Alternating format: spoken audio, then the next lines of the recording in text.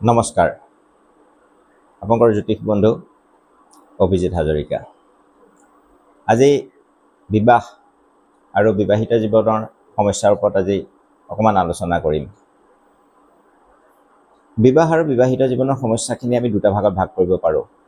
বিবাহ হোৱাৰ আগৰ যিখিনি সমস্যা আৰু বিবাহৰ পিছৰ সমস্যা।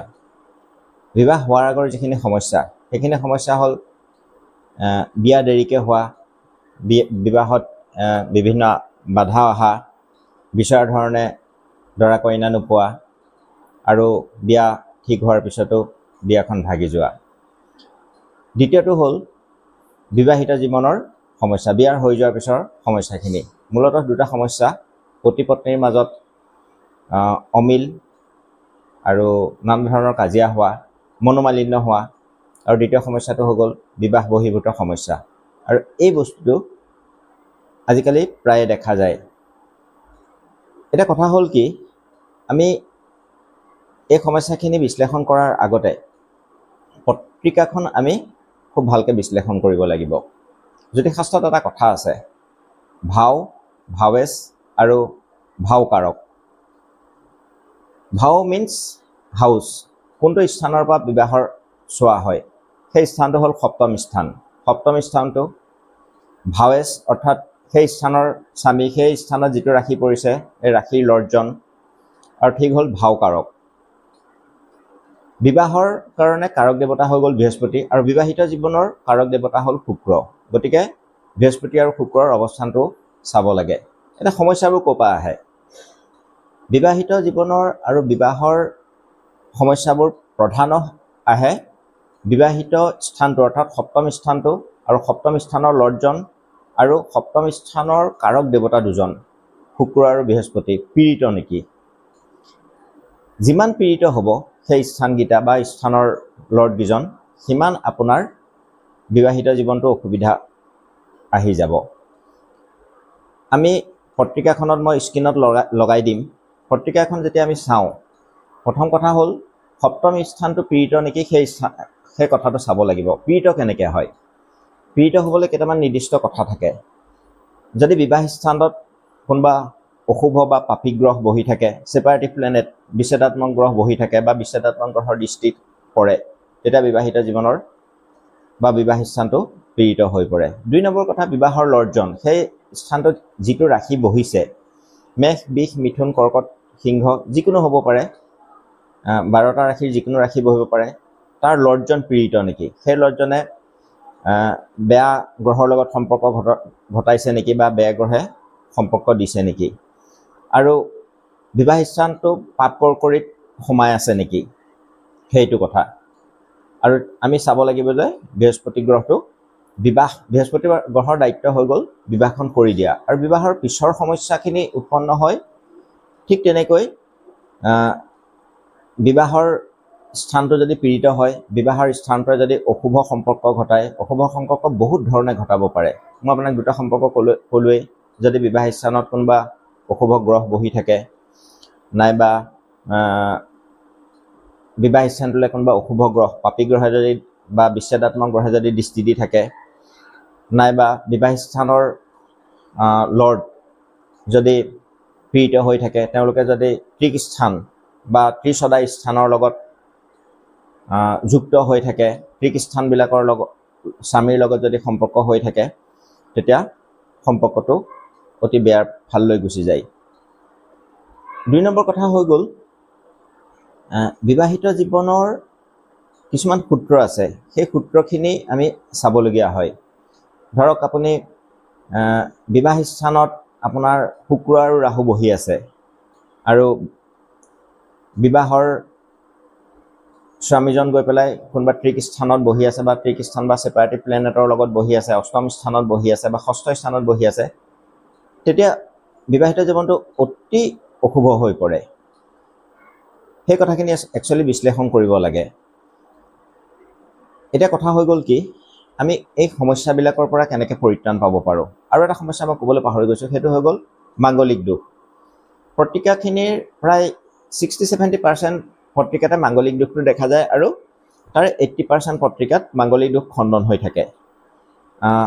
আপুনি মংগল সেই স্থানকেইটাত বহিলে আপুনি নাভাবিব যে আপুনি মাংগলিক আমি লঘু পাৰসেৰেই হওক বা বৃহৎ জাতকেই হওক আমি দেখিছোঁ যে মাংগলিক দোষখিনি খণ্ডন হোৱাৰ যিখিনি উপায় দিছে, ধৰক মংগল যদি 6 স্থানত বহে, উচ্চ স্থানত বহে, নিচ স্থানত বহে, বৃহস্পতিৰ দৃষ্টি পৰে, বিবাহ স্থানত শুক্ৰ থাকে, তেতিয়া মংগল দোষবোৰ খণ্ডন হৈ যায়। মই আকৌ কৈছোঁ, বিবাহ স্থানটো পীড়িত হ'লে, যদি বিবাহ স্থানৰ স্বামীজন পীড়িত নহয়, তেতিয়া এটা সময়লৈকে ঠিকেই থাকে। ধৰক আপোনাৰ মনোমালিন্য ঘটিব, কিন্তু বিবাহ বিচ্ছেদৰ পৰ্যায়লৈ নাযায়।